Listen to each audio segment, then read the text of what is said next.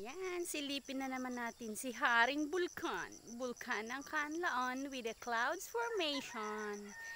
Ayan. Akit kami sa taas. Ayun o, nakita nyo yung nausok? Ayan. Doon kami pupunta. Magbabalot ng ano. Pag namatay ang apoy, maya-maya, tamang-tama makapag-almusal kami. Bago magtanghalian, mamamatay na yan dahil tinakpan na siya ng lupa.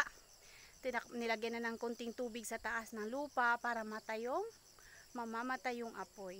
So pupunta na kami doon sa taas sa kubo ng mama, magpahinga-hinga kunti dahil hingal, and then after mag breakfast, kasi hindi kami nag breakfast galing sa baba, 7 na kami nagising.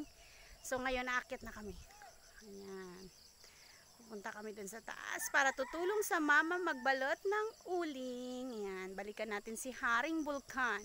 Walang haring araw today, medyo makulimlim dahil masama yung lagay ng panahon.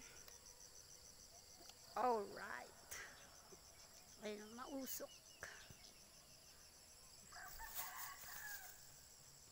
Akyat na tayo guys. Alright, hingal-hingal mode ni Namet.